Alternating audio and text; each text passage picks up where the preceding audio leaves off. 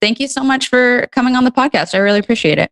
Oh, it's a joy. Thanks for having me. Yeah, I've been a huge fan of yours for a long time. I love Career Suicide. I love your acting work. Thanks.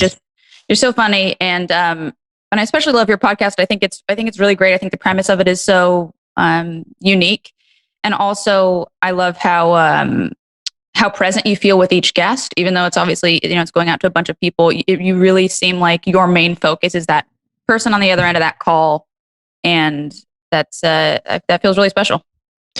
Thanks. Yeah, it took me a while to figure out, but I'm like, my main job is to just get them comfortable and then get out of the way. So that's sort of the impulse. Is just like, how can I make you understand that you're in good hands? And now can I pipe down enough that you just feel like you're being listened to and respected? And then we just go. It's like a pretty simple podcast, but I'm proud of it. Yeah, that seems like your natural instinct, or was that something that you learned? Was it something that took you time to kind of find that groove? It took me time because when I started the show, like I always had kind of an emo fan base, like people willing to open up. I was really proud of that, but a lot of it was through my old TV show, which was pretty insane and absurd and intentionally very weird. And a lot of the people called it were kind of younger, millennials, punk rock kids, outcasts, and kind of expected them to be the ones calling. And the first episode, I got very, very lucky, and it was featured on This American Life. And that episode was a pretty serious one. So then all the callers became serious and a little older and a little more grown up, a little more NPR than public access. So I think the main thing that I had to learn was just, it very, very quickly evolved almost immediately into something that was not comedy. So I had to stop kind of grabbing focus and making jokes. Like it was interesting. It was a little forced. So I do still maintain that even in like the most hard to listen to intense episodes, we usually find a laugh or two. But that was the big adjustment, was just going like, okay, I have to let this be what it wants to be, because it's not me getting messed with by kids in their 20s like I thought it would be. I feel like that's such a big part of the creative process, is going, okay, so this project is just kind of going to evolve and become its own beast. And at some point it almost feels like a hands-free kind of process, I feel like. Yeah. And I also had I had to kind of swallow, I wouldn't say bitterness, but almost frustration. Cause I'm like, there's other things that I've worked on so hard for so many years. And this thing, I tweet out a phone number, the first one, This American Life features, and then it blows up. And I'm like, this is, out of all the things I've done, this is the one that blows up, when I've worked broken my back on so many other things. I tweet out the phone number. That's what gets it. Okay. And I had to learn to not self-sabotage, because I was kind of, wouldn't say, I was never bummed at the success of this show, but I was bummed at how much it underlined the lack of success with some other things I was doing. So that was tough. But can you go into the self-sabotage a little bit more? What do you mean you had to kind of fight that?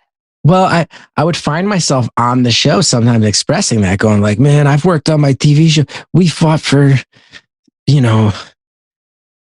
5 or 6 years to even get a pilot on my show. And then this blows up, and it was funny, but I think it also walked the line of the listeners to Beautiful Anonymous going, well, all right, if you're not that into it, why would we be that into it? And I don't think it ever got to that point. I think they understood it was jokes, but I could feel myself going, okay, like I have some genuine anger or some genuine frustration, but I can't express that on this show, or else people will take it to mean that I'm not into this, when I really am. It's very exciting, but that was the self-sabotage side, was just almost being vocal about how confused I was about the success of it, or even at times kind of not angry, but something close to it.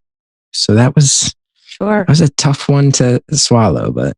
Well, that's really nuanced and difficult, because especially in the context of the show that you're doing, to try and talk through that. Because I do feel like it is very important to talk openly about your experience with different creative projects, in order for your own process to be sort of as healthy and keeping you as sane as possible, or at least that's my experience. I definitely was, I used to act and I quit acting, but the show that I was, I acted from when I was 6, my mom put me in it until I was 21. And I got on this show that got really popular when I was 14. And by 16, I really, really was just filled with resentment about it. And I resented the level of fame that I had. I resented like being known by people for this thing that I felt like was so cheesy and so bad. And I didn't believe in the work. So I feel like but that was something that I really felt like I couldn't talk about when I was younger, and it took me a long time to be able to kind of talk openly about it. And even now, I've opened up a little bit about that on the podcast, and it's difficult because a lot of people come to me saying like, "You made my childhood. You completely made my childhood the thing that it was," and I don't want to ruin their idea of what the show was and their vision of this like happy thing that they loved. So it's like, well, shoot, how do I talk openly about this thing and share vulnerably, which is something I am very passionate about and very much believe in, while not like ruining these other people's image of a thing. Where I feel like there's quite a difference though, is that I'm assuming you are quite proud of your podcast and believe in it. I do. You know what I think it is, as we speak about it out loud, like you said, it very much rings true what you said, as far as like you get this thing and then you don't believe it. I believed in all my stuff, but I had kind of built my whole like ethos around striking out. Like I was like the underdog who the fans who rallied around me were like, yeah, dude, you're a loser, but you admit it. That's cool. Like you admit that you have had kind of a career full of misses. And then all of a sudden I'm going, well, now I have a thing that actually hit.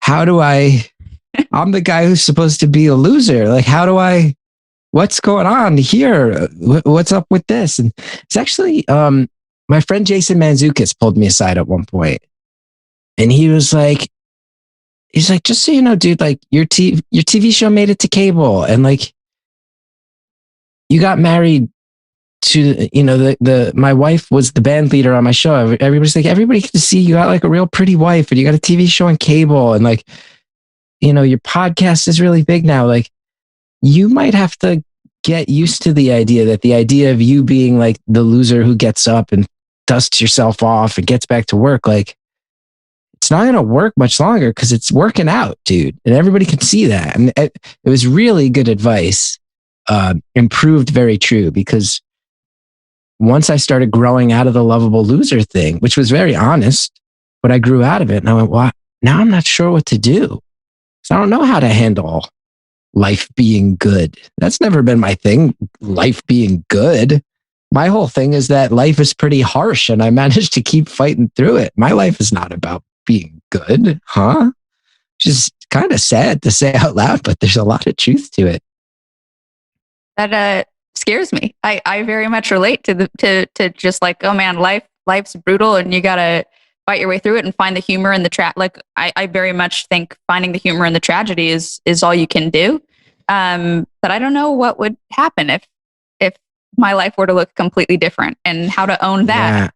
Yeah, and it's well, that's the other thing too, right? Is like you said with your show, like you're 14, you're on the show that blows up, and then you realize I would imagine it's so much harder to reconcile and so much more confusing when you're a teenager. But I think one lesson that most of us figure out when you do creative stuff is like, oh, we all assume you achieve something that goes well, and then your life feels better. And it's like, oh no, like you might actually just still be like a confused or broken person. And now you fought really hard for a thing and you got it, and it wasn't the antidote to your problems. Right. And you're still just kind of confused, which I can't imagine. That I have to say, like you say, finding the lesson in the tragedy, like the idea of people coming up to you and going, oh my God, you were my childhood. And then you go, oh, well, actually I can rile off 10 ways that it was a bad experience off the top of my head. Like, I'm like, there is something darkly funny about that. But I also bet that's really common too with kids who are in your situation. I don't think I've met a single other person who is a child actor who doesn't have some sort of hilariously, beautifully tragic story to share about their experience in it. It's just such a wild Such a wild path. You know what? This makes me wonder. I wonder if people who become sort of known for the thing that they want to be known for, like, I wonder if, Brad, let's just say Brad Pitt. What he always comes to mind as my example for some reason. But if Brad Pitt like dreamt of being an actor, dreamt of being in the types of movies that he's in, and then he gets to be in the types of movies that he's in, I wonder if that still leads to some emptiness or still leads to some confusion, or if it's just like, or Leonardo DiCaprio, if it's just like, oh, I wanted to do this thing and I became this thing. Or Quentin Tarantino, I wanted to be a filmmaker. I make exactly the movies I want to make, and I'm known for making the kinds of movies I want to make. I wonder if there's some sort, if that's just an easier experience than becoming known for the thing that you didn't expect to be known for, or becoming known for the thing that's not necessarily the thing that you put as much work into as other projects. It's a really good question. I mean, I definitely I went for the latter. I came up at the Upright Citizens Brigade. I started there in 2000 before it was anything. And then all my friends, like Bobby Moynihan is one of my best friends. He's on SNL. Sure. Zach Woods is on The Office. One of my best friends back then. And then everybody's going, oh man, you're going to be the next one to get a sitcom. And then cut to a few years later, and I'm like the weird guy on public access who also takes phone calls with strangers. It's like, oh, no one saw that coming. But, in many ways, I think the reason all that happened for me is because I did, for as much as I get confused and as much as I can ponder it and even complain about it, a lot of the way things turned out for me was because I did kind of take a step back and go, I was on a sitcom in 2010 and it bombed. And then I took a step back and I was like, I don't watch sitcoms. Like, I fought so hard to get this thing because my friends had things like this. And then I got it, got creamed, had to read all these reviews, like sitting there knowing my mom is reading reviews that say I'm terrible. And I'm sitting there going, I don't even like the medium of sitcoms. Why am I fighting so hard to be a part of this world? And at that point, I was kind of like, man, if I ever take it on the chin this hard again, it better be for something that I actually like. I think when you bring up like Brad Pitt and Leonardo DiCaprio, these people who have these unattainable careers, like the thing I wonder about that is you don't really know if something is going to make you feel fulfilled or feel good until you get it. And those things seem so unattainable that you have to fight so hard and spend so many years and be ultra talented and get lucky. Mm-hmm.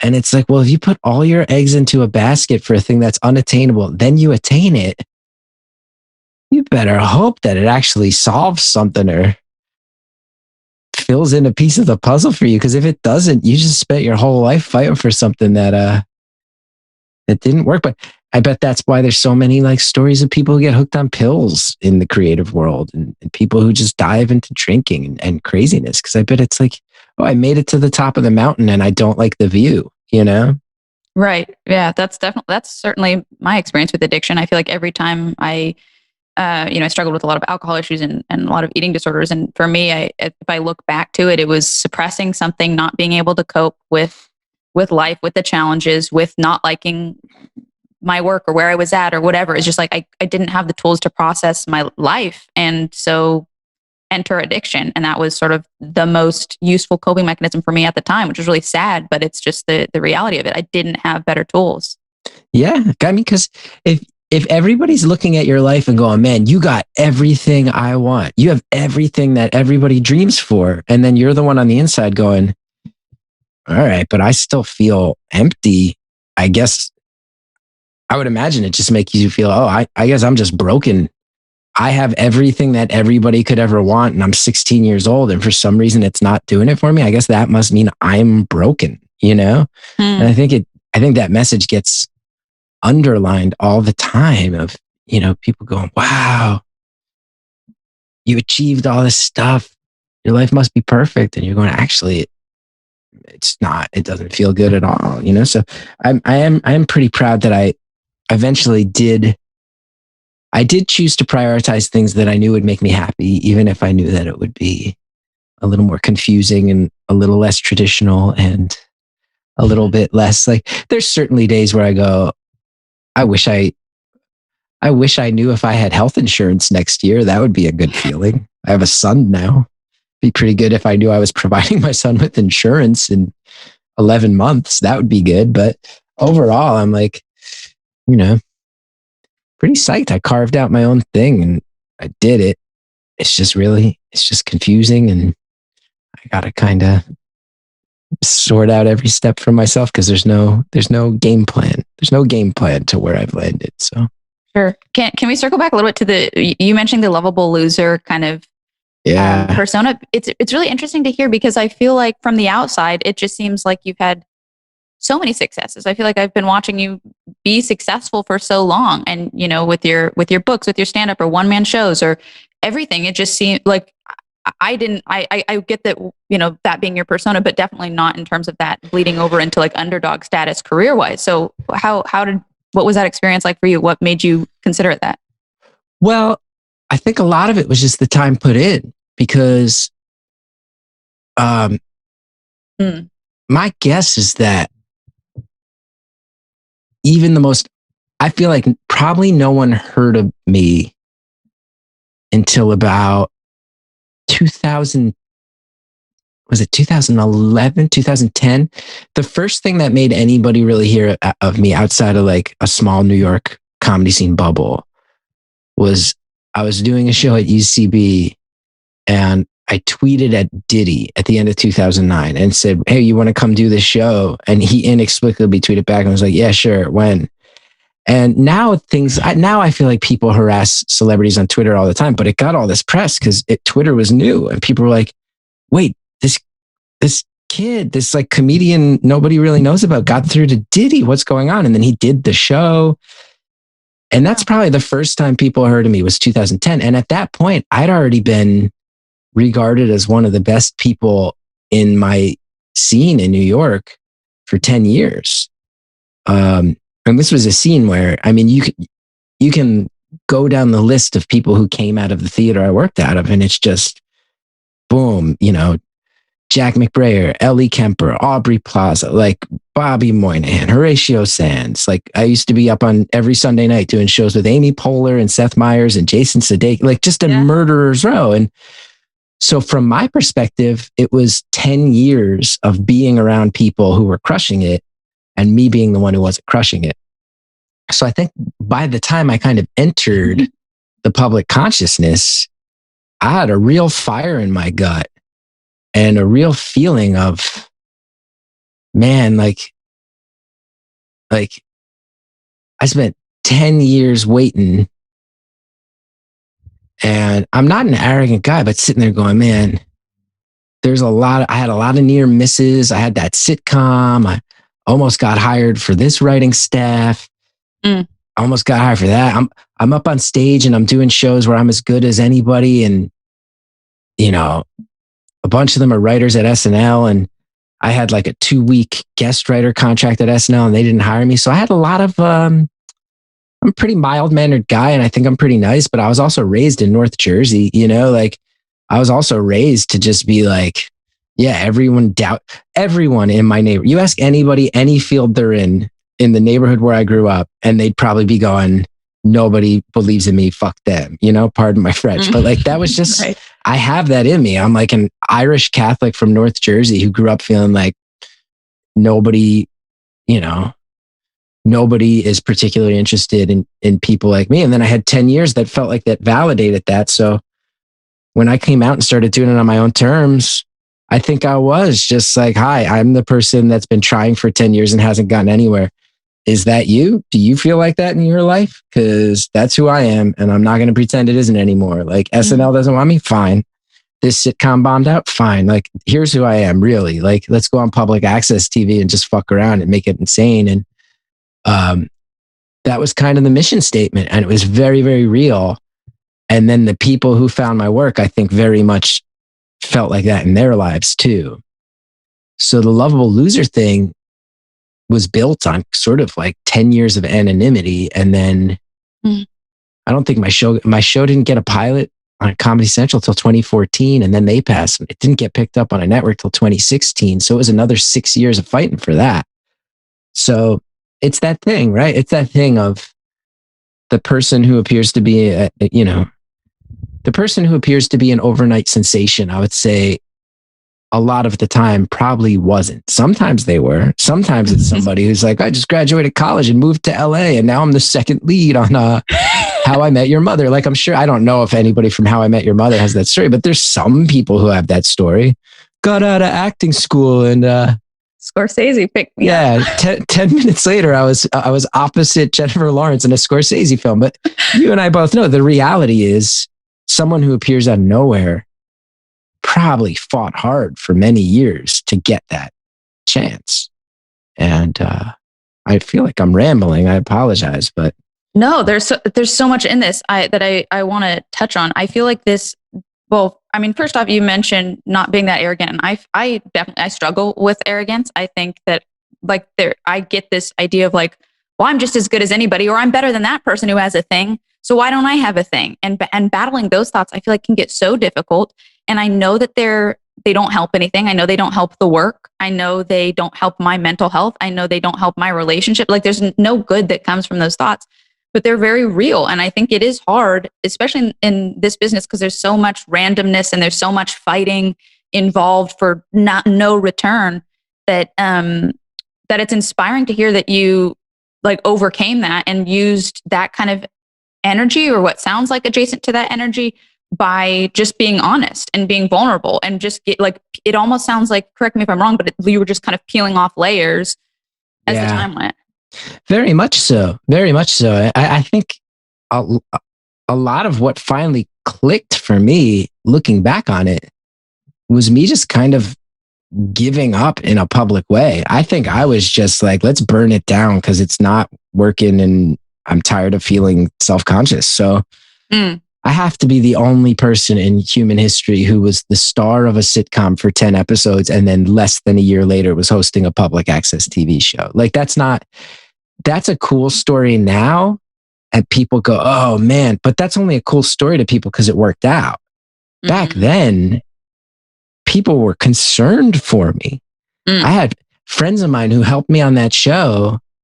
My good friend who wound up being the showrunner of my show for its entire run had another person in our sphere of influence pull him aside and say, do not attach yourself to Gethard's midlife crisis. Like, this is going to be a disaster. Don't put your name on it. So, whoa. Yeah. Like, and that's a person who is a friend of mine. I don't think he knows that I know he said that, but that was someone who was at my wedding years later. You know, that was somebody who I worked closely with, like a real collaborator who pulled another person aside and said, because I had asked him, you want to be a part of this? We've been working together so much. He said, no, I think I'm good. I'm busy with my own stuff. Then pulled someone else aside and was like, you don't want to do this, man. It's going to be sad. Oh my God.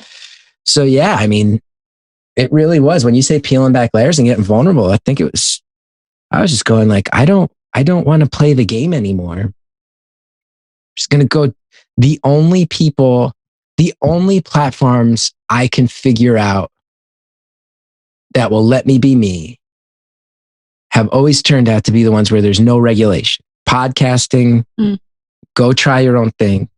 And it was public access TV.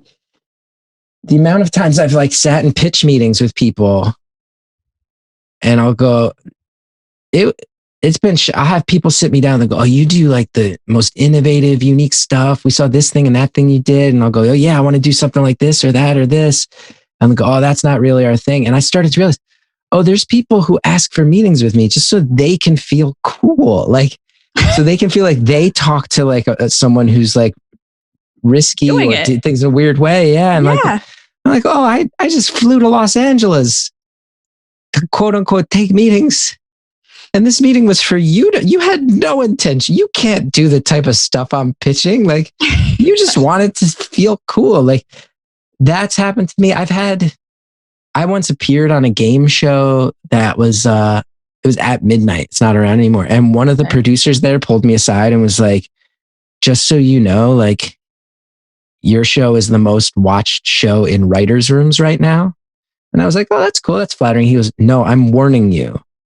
Everyone, like you're doing things your own way and the people are trying to rip you off. He was like, people are trying to find the way to do what you're doing that will actually make money and get ratings. Like, Like people would just say stuff like that to me. Oh my God. So I've just always had to do it my own way. And I'm just like, great. And I think I am kind of at my best too. And I'm like, great. Like, you want to push me further out of the system?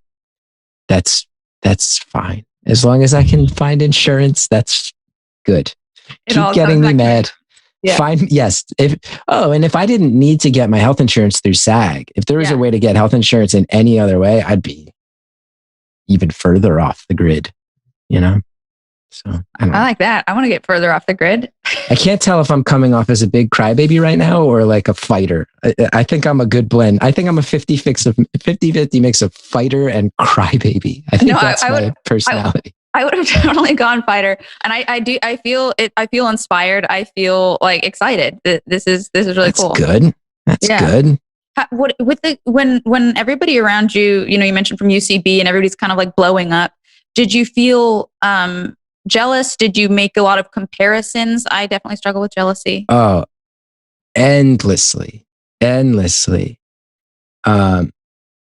It's interesting with everybody being in the same field or pursuing what you want to do. I went from the first show that I was on that I already resented to then doing a spinoff, which was just the worst.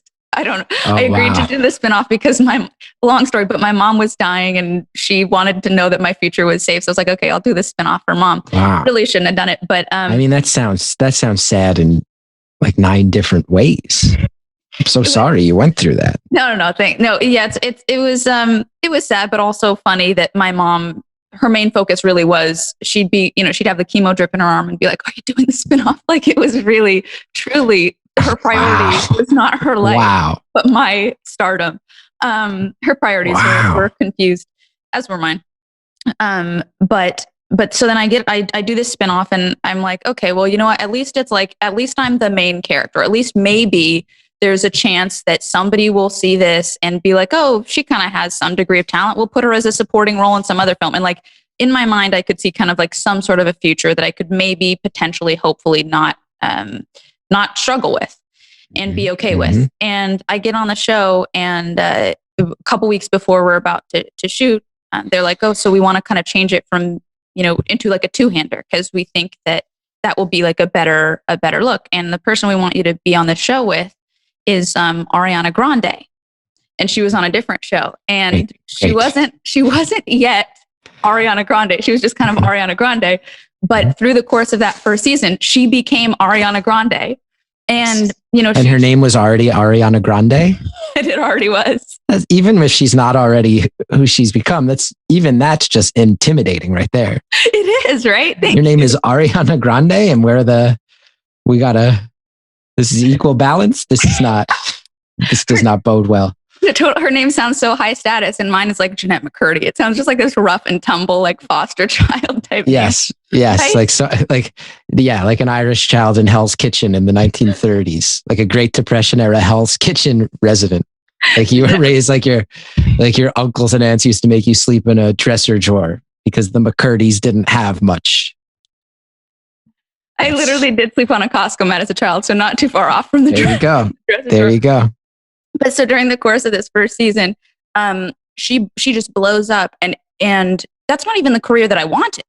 No part of me wanted to be a pop star, but watching that happen was so hard for me. Just feeling like, well, when is it going to be my turn? It's just never going to be my turn. And I know how crazy and spoiled and privileged that sounds, being that I was on a television show. I completely get it, but also I think I'd be doing a disservice to not be honest that was to myself, to not be honest that was my experience, because that was something that I had to fight with and struggle and try and overcome. Well, it's something I've discovered, my version of it. Everything you're saying rings so true to me, because it's like that thing when you go, I'm on a TV show sitting here going, wait, why does she have more than I do?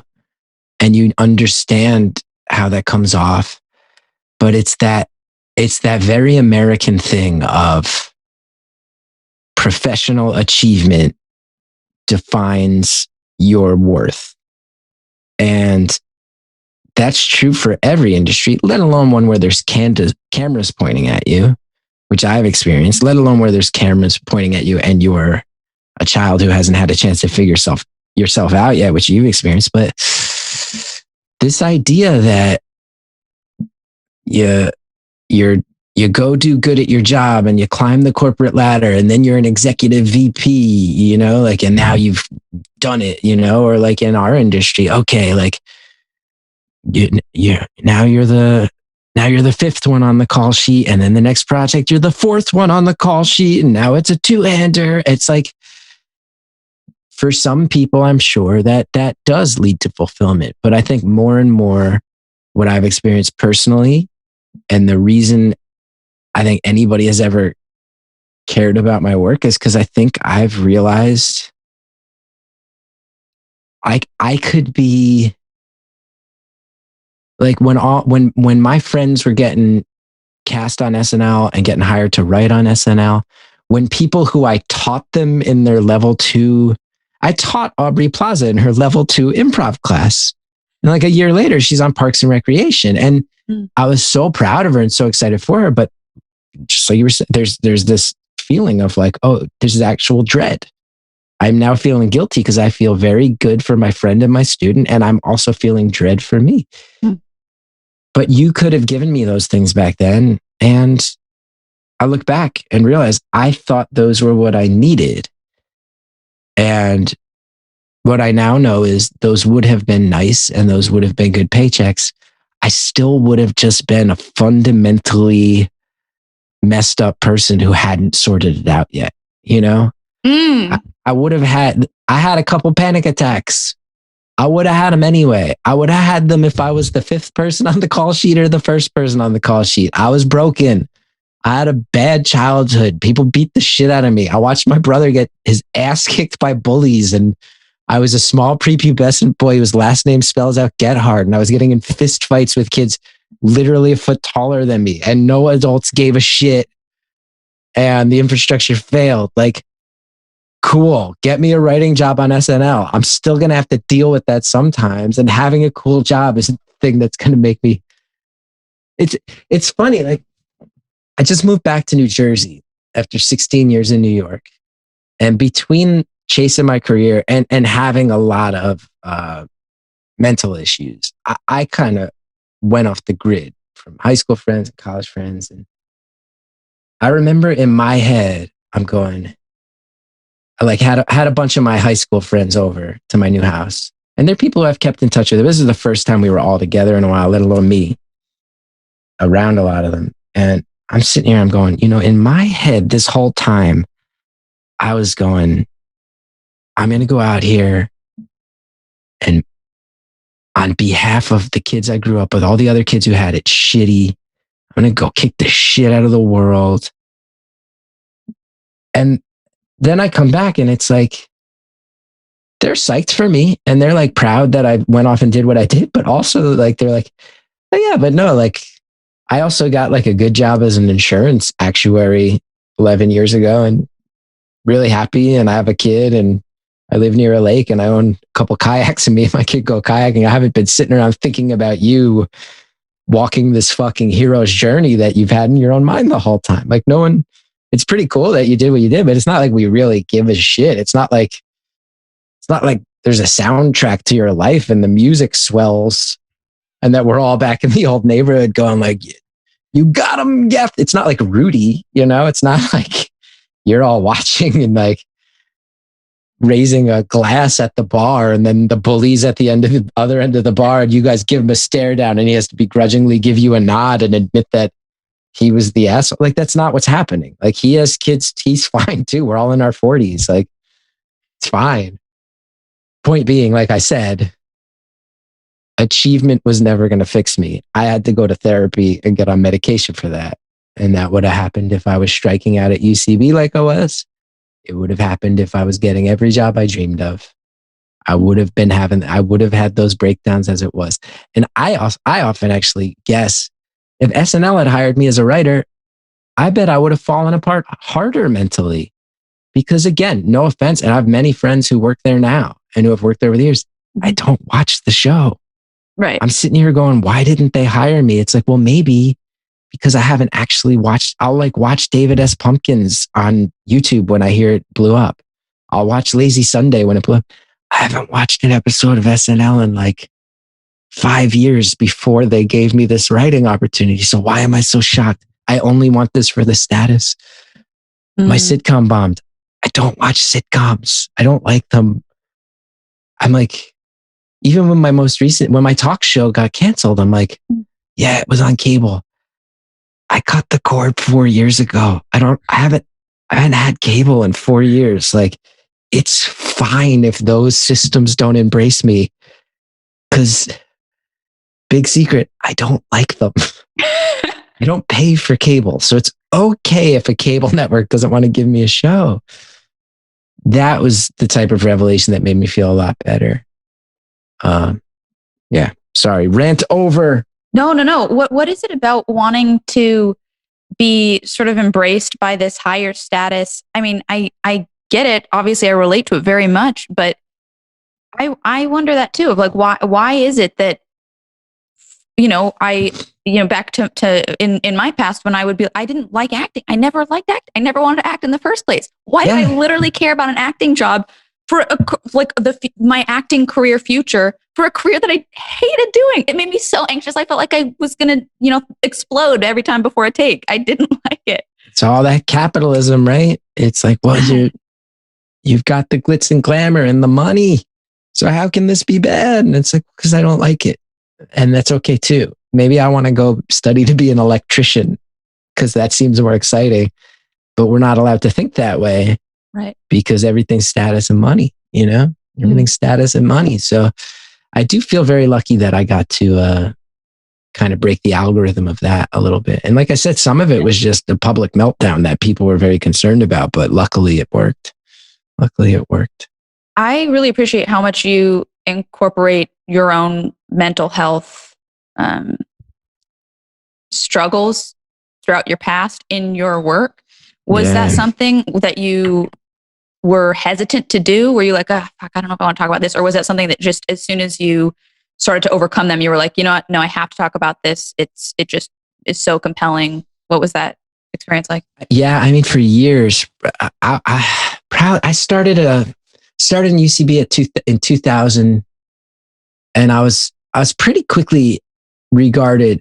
I was 20 years old when I started there, and it pretty quickly was regarded as like, oh, this is like the young buck. It's like the young prodigy of improv. And, there's been a few people like John Gemberling was that guy before me. Zach Woods was that guy after me. These like young people who show up and just it clicks.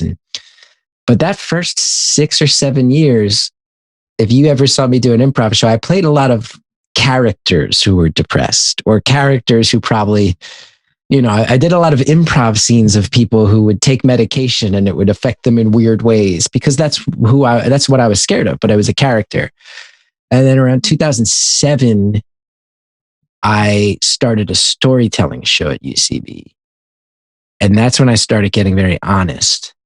And even then, they were stories that I felt very comfortable telling. But luckily, there was a group of other comedians, Curtis Gwynn, Anthony Tamanik, and John Flynn are the ones that come to mind, where we would do this storytelling show together every month. And it just became sort of like an unspoken challenge of like, who's going to put more on the table this month? Like you revealed, oh, Curtis, you told this story about, your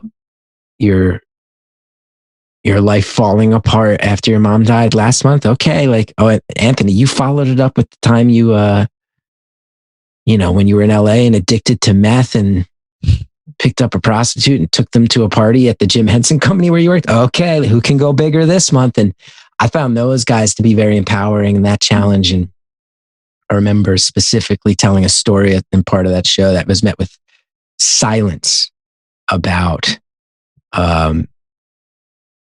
a night when I had a night where I was really in a lot of danger to myself. And I called my ex-girlfriend who had alienated so many times. And I didn't know who else to call. I called her and I said, I need help. I'm fucked up. I'm broken.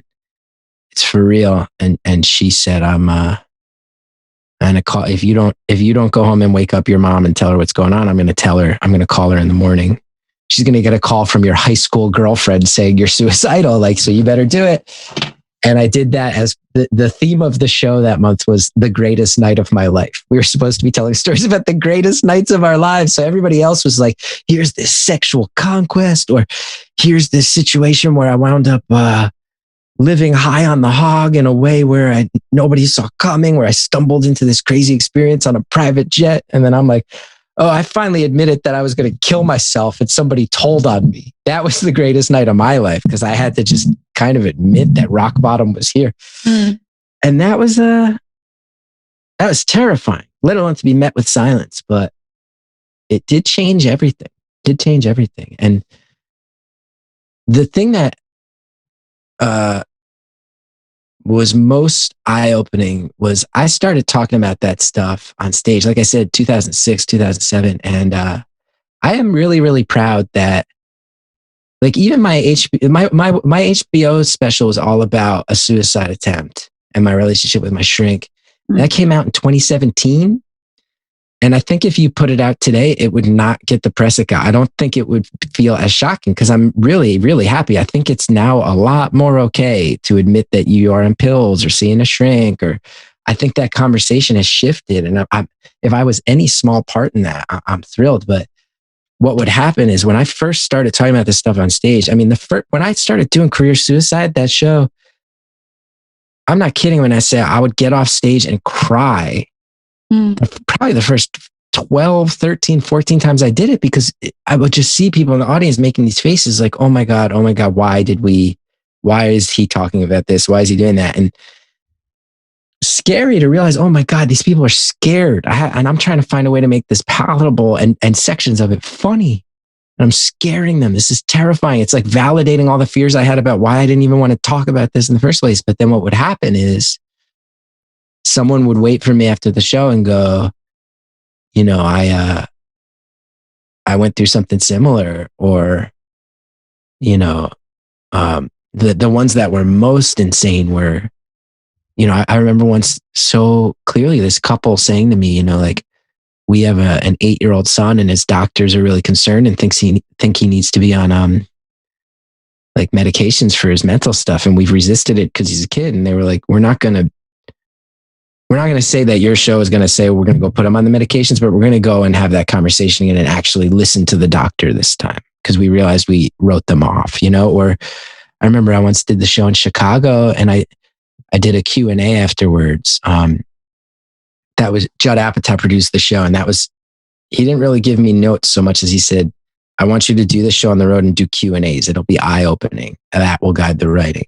And I did it in Chicago, and a woman got up and said, my brother killed himself and I've never been able to wrap my head around it. And then your show just made me feel like I know a little bit more about what he was thinking, and it helped.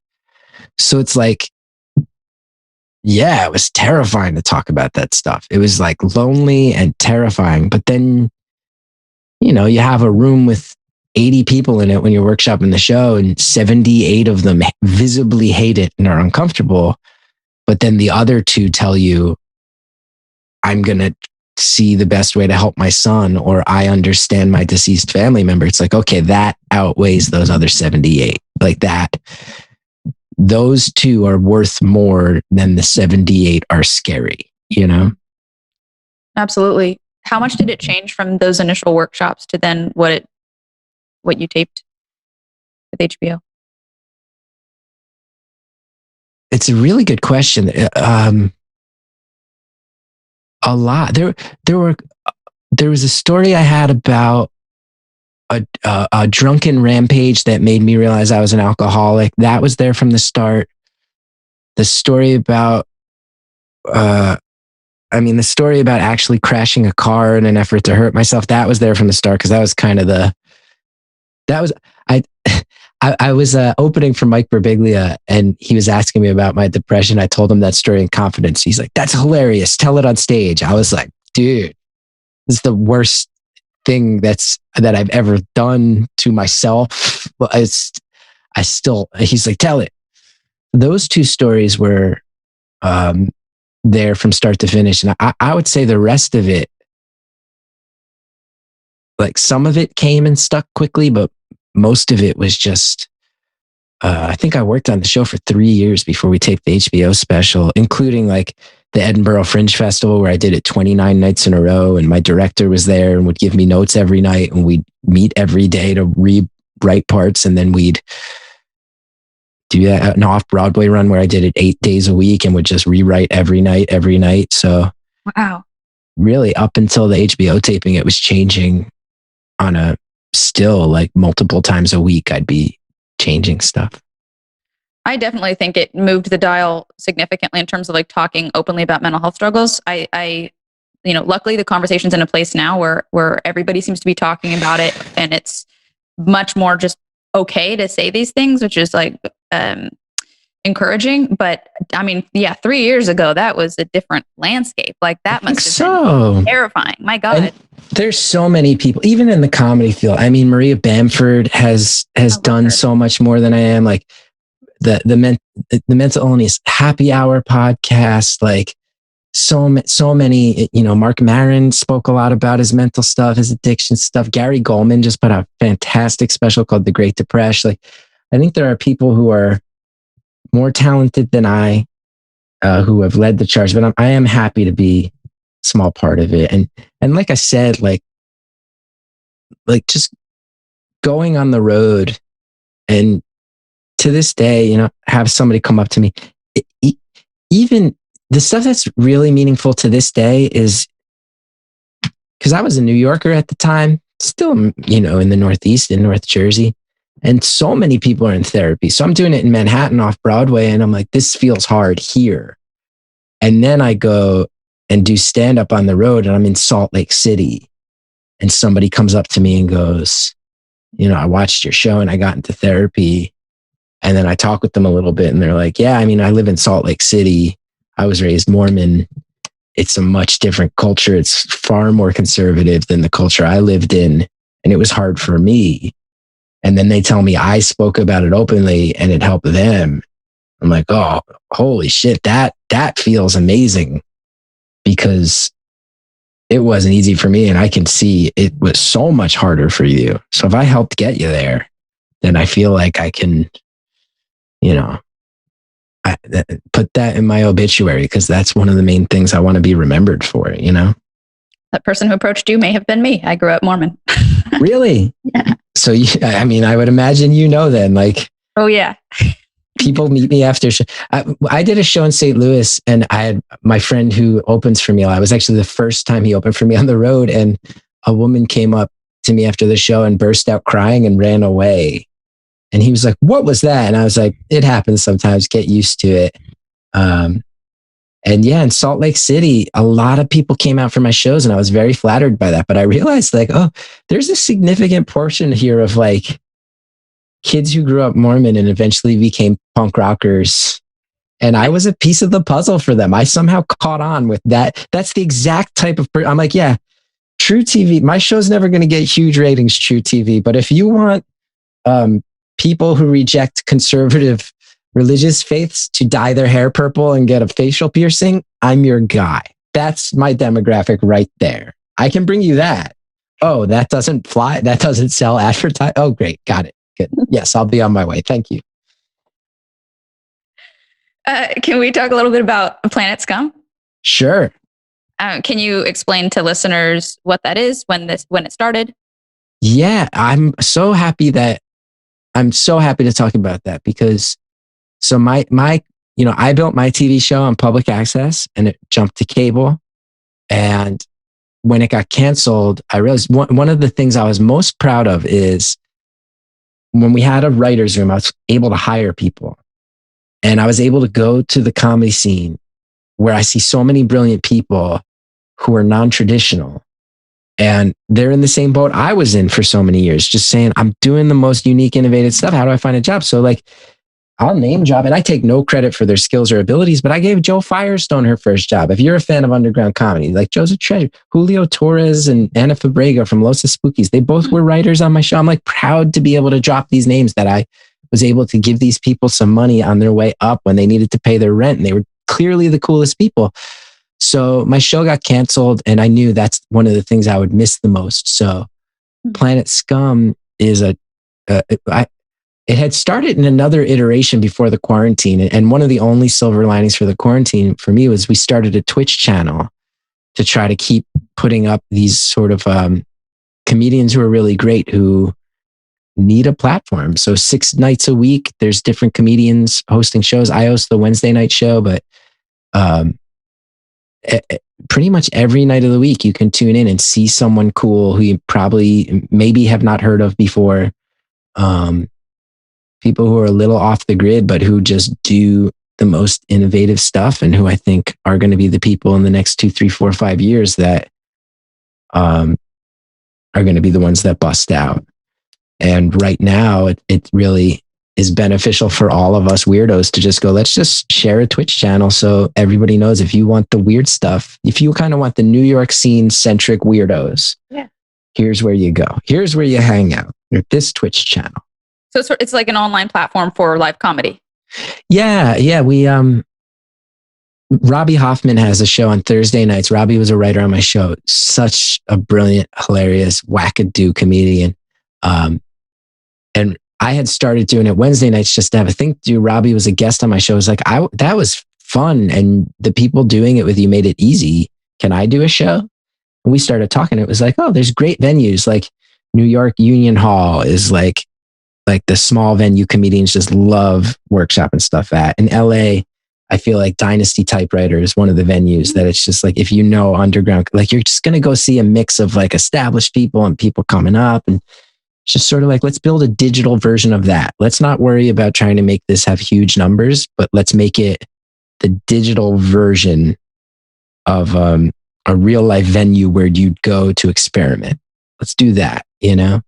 And I think it has built into that in a nice way. And I'm really excited to see all these comedians using it. And it's also really nice for me too, because I'm older now and I did my TV show and I've done a lot of stuff that was me driving it. And this, I was just able to say, all right, I'll pay to set it all up and I'll do my show. But then really, I'm just one of 6 nights of shows. Like I'm able to set up this thing that emulates the way I did it. But it's not about me anymore. It's about all these other people. And my real hope is that I have maybe attracted some fans over the years who dig this type of comedy. And I can go, all right, if you liked me, I'm old now. I live in the suburbs and I work on my lawn a lot. Here's the other people who are still kind of younger and angrier and have that fire in their guts and who are going to carry that torch. And then maybe for those comedians, it won't take them, they won't have to be on public access TV for 5 years before someone notices, because we all team up and do it together and kind of tell them, no, you have to pay attention. Was this the result of COVID then, or pre-COVID? Yeah, it was. Wow. I had started, I went back to public access and I was doing a thing where it was like, I would present one of these comedians each week and they would do their own hour of TV where it's just like, hey, I can give you a 3-camera studio where you can take live phone calls, do it literally whatever you want, no content restrictions.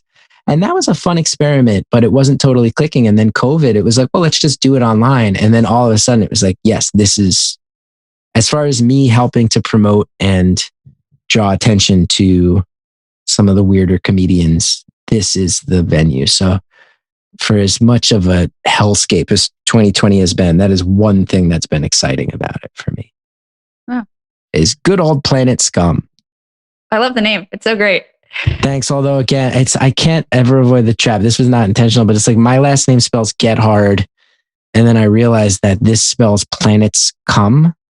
And many people on Twitter have been like, wait, are you really running a thing called Planets Come? And I'm like, no, I should have really broken this down phonetically. Yet again, I've done something unintentionally humiliating. Great. I want to be mindful of your time. Do you mind if I ask you 2 quick little wrap up questions? Sure. And you've already been mindful of my time. The problem is that I can't answer anything in less than 7 minutes time. So it's on me. No, it's the answers have been so thorough and honest, and I appreciate that. Thorough indeed. Yes. No, the honesty is great. Thank you. I wanted to know, if you could give some advice to listeners who might be feeling like they want to pursue something, but let's say they've been pursuing something for a long time, and they're just like, I don't feel like I fit in the mold. I don't fit in the box for what the golden ticket is for achieving that thing. What advice would you give them to kind of just get into themselves and create whatever speaks most to them, and kind of how to just beat to their own drum and be close to themselves, as opposed to trying to, attain the whatever thing might be that they're trying to attain? I mean, it's really, I've thought about it a lot, and I've always tried to support younger comedians, and I've read some very nice things from younger comedians who are doing good right now, that they watched my stuff when they were literally in middle school, which is like, both makes me feel like an old man and is mind blowing. But I think some of the things I've always said that ring true to me are, if you are making stuff that feels like it isn't fitting the mold, and you feel like you're kind of running into a wall over and over again, trying to get anybody to notice, just keep in mind that gatekeepers are largely, I know this is mean, but they're largely kind of dummies. And when you meet one of the gatekeepers, there's a guy named Alex Fumero who worked at Fusion TV. He worked at HBO for a while. He's like a brilliant guy who was in that role for a while, where I'm like, I'm going to hang on to you for dear life because I think you're actually smart and get it and funny. And you'll find those people eventually in the industry, right? Where you just go, I'm going to hang on to you for dear life because it seems like you actually have good taste and understand what I'm going for, and have advice I like on how to translate it to the industry. You're the one who can be the bridge to help me. I found a couple of those people eventually. Judd Apatow eventually noticed me. That goes a long way, but that took 14 years, 15 years. Mm. In the meantime, I think one of the only things you can do is just make shit you believe in. Don't over strategize. Don't go, what do I have to change about myself or my work to get them to like it? Yep. Just as loudly as you can, make your shit and shout to the hilltops about it. Because what I've always said is, you might be in a void feeling like you're yelling, but then all of a sudden someone hears it, and you realize, if you're an artist who's kind of doing some strange stuff that doesn't fit the mold, oh, the people finding it, they're that too. My TV show, I remember we were doing it on public access, taking phone calls, and people would literally call.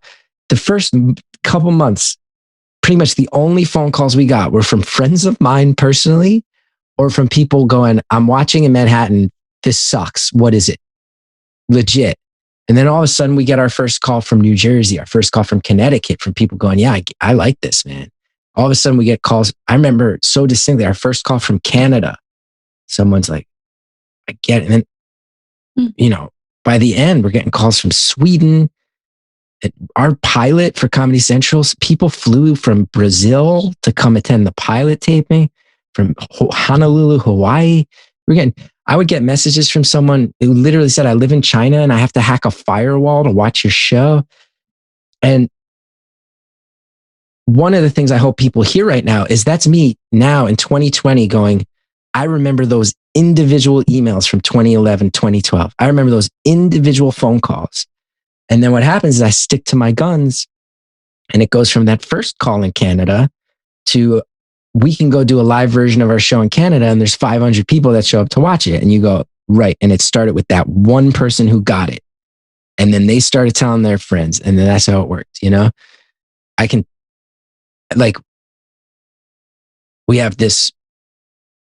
we get a call from Australia, and it's one guy. And then I come to figure out over the years, I have a fan base in Australia. I've never even been there. And it started with that one guy.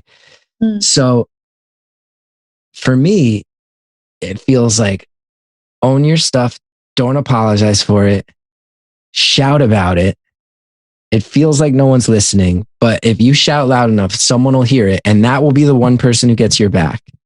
And that person will get your back, and it'll spread. And one of the coolest things is that sometimes, like in my experience, it was the other artists. Like, I had just been on that bombed out sitcom, and like I told you, people are pulling aside people who want to help me work on it, going, don't do this. It's going to make you look bad. People were not into it in the comedy scene. I was a pariah a little bit. But you know who flocked to it was musicians. I started having bands on my show, and all of a sudden they're going, this feels like the first couple years of MTV, man. Like this feels like old school David Letterman. This is awesome. And all of a sudden the musicians had my back, and it became this big wave of enthusiasm because they were cool and their fans all start finding us, and the show feels a little cooler. So if you keep shouting to the hilltops about the stuff you're proud of, you will find some fans and supporters.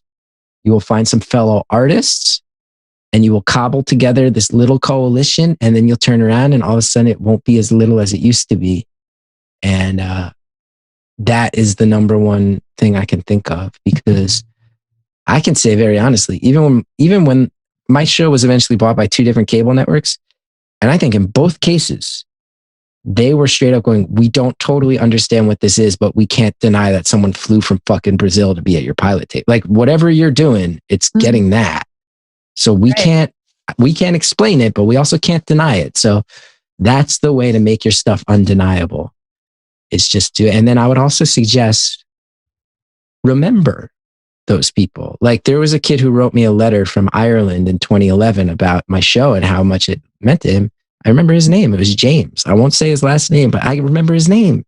You know, like that guy from Honolulu, he eventually was a PA on our show. He moved to New York. We hired him. We were like, yeah, you've been around since the beginning, you know? That's amazing. Yeah. Like, oh my God. Like I'll go, even on Planet Scum the other night, this guy calls. I go, wait, you're Joe. He's like, yeah, how'd you know that? I'm like, well, I remember you on Facebook posting that when our show was redistributed on this tiny network in Canada, you were the guy, you worked at that network. He's like, you remember that? I'm like, yeah, you helped me. I remember you. So never take anyone for granted. If you're a weirdo, that's the other thing. If someone shows you even an ounce of support, do not take it for granted. Remember their name. Remember that they're a friend. Don't get too big for your britches, because if you were frustrated then, they might be frustrated now, and you got to give it back. You got to help them out too. That's wonderful. It makes me think of, I have this friend she's a young filmmaker. She's 23 and she dropped out of high school to pursue filmmaking. And I just think her work she's amazing. And I think her work is so special and unique and specific, and has such a weird fucking voice. It's so weird, and I love it. And over the past bit, I hear her saying things kind of that sound like she's trying to make it more universal and more mainstream and more, palatable to the networks, and just a lot of industry talk. And I really hope, I hope she listens to this, because I really think, I think her work was so special. And I think she should keep shouting it from the rooftops and not change a damn thing. Like, I think she's so good as she is, and just keep doing her. I think that's such good advice. And then, go ahead. Well, I was going to say I concur. And if your friend is hearing this, I would just say, keep in mind, like, you can go to them and you might make it, or you can make them come to you and you might make it. And if you do the second one, you got them by the balls. If you do the first one, you might make a lot of stuff that's good, that you're proud of. You might even make a lot of money, but like, they'll always be able to tell you. Whereas if you make them come to you with the stuff you're really proud of, they don't get to say a word. They have to get out of your way. So damn. To each their own. You know? My God. That's so great. And then lastly, I just want to know what you want out of your future. Is there anything you feel like you're chasing now with all the information you have, all the knowledge you have, or what does that look like for you? It's the big struggle. I just turned 40 in May, and I'm clearly having a midlife crisis, like undeniably. But it's also, my TV show got canceled a couple years ago. I still sit around every week. I'll have a day where I sit around going, man, I really struck out. And then I go, no, I had 47 episodes of a show on cable. I've written 3 books. I did an HBO special that had an off-Broadway run attached to it. Like, I have this podcast that has hundreds of thousands of listeners. Like, and I did all that before I was 40. Why do I still sit around feeling like I'm a failure? And one of the things that I'm really struggling with right now is, like, I don't really know what else I want to fight for. All those were things I felt like I needed to fight for. Wow. I'm not really good without some fire in my guts to go get it. But I think I'm also, sometimes I feel a little irrelevant compared to a couple years ago. and that makes me insecure. But then sometimes I'm able to remove the insecurity from it, and I go, well, all those things I did allowed me to buy this nice house in a nice school district where I get to play on the lawn with my son. And it's a nicer house than I got to grow up in, just like my parents raised me in a house that was nicer than their houses. I'm like, the worst thing that happens is I work on my lawn and I play with my son. I did a lot of stuff. By the age of 40. And now maybe I just need to find a way to pay the mortgage until I'm 65 and just enjoy it a little. You know, I'm trying to realize that. I think my dad would be the first to say he worked his ass off, but he probably could have done a better job of slowing down and remembering that you actually do that so you can enjoy life. So I think I am begrudgingly realizing that maybe it's time to enjoy life instead of fighting for projects. And then my guess is that I will get to that place which feels a little zen, and all of a sudden something will hit me and I'll go, that's it. That's what'll teach these motherfuckers not to mess with me, which has always been the mentality that serves me well. Even though there's not really any motherfuckers out there, I just have to pretend there are in order to stay motivated. There's always a mental bully in a puffer coat. Oh yeah, big time. And he's sitting in some office on some lot in Los Angeles, and I got to prove to him that I'm smarter than him. I'm a fighter too, naturally. Like I always feel like I'm fucking fighting for something. I mean, I paid my family's bills when I was a kid. It's like for my whole life, it was like wild. You gotta fucking get it. And this like teeth grinding anxiety of chase. Yeah. It's exhausting. And I wonder what life would look like without it, but I don't know how to not have it. But what you said really resonated with me and seems like something that I want to try to include in any way that I can. I really am into the idea of building a smaller life. Like I'm working right now on starting some new podcasts that I am in my mind going, these will be better with a smaller audience. Like one of them is with two friends from high school. You know, I put out an album last year that was all jokes about New Jersey, where I grew up. Where I'm going, it would feel really nice to me to just be super embraced by New Jersey, to know that if I need gigs, there's 5 or 6 cities in New Jersey where I can just go drive to them and people will go, that's our guy. And I just have this feeling, I've had this feeling for a couple of years that we're going to see more of that, of people going, I don't want to live in New York, LA, or maybe Chicago. Those cities move at a pace I don't like, but I can go make art in Iowa City and there's the neighborhood full of artists there. And I can pay 1/8 the rent I would pay in New York or Los Angeles. And people are going to love me in the Midwest. And that will support me. And I'll be happy with that. And I don't need to be a millionaire. I have a feeling you're going to see that, of people going, I want to live a life more on my terms. It's going to mean I'm a little smaller, but it's going to mean I'm embraced in a specific region or amongst a certain clique of fans. Like, I feel like you already start to see it online, where there's some people who are massive, and then there's some people who are paying their bills going, I'm going to have a YouTube. Like I was on like one of the spinoff series of Hot Ones, where I'm like, that seems to be a YouTube show where they've made a huge industry out of how much they like chicken wings. I think that's awesome. Like, there's going to be people who I think can go. There's probably people who are going. People are making their money off of how much they know about Magic the Gathering. I think that's awesome. And I think even for performing artists, it's going to be, maybe I don't need to be a movie star if I can be like the theater actor who's an institution in Seattle. You know, like maybe that would be awesome, to just be this region's go-to person. I know that that's existed forever, but I have a feeling you're going to see people making that the goal more than, let me go and be the next Brad Pitt, like you said. That's a lot of pressure. Maybe I can be maybe I can be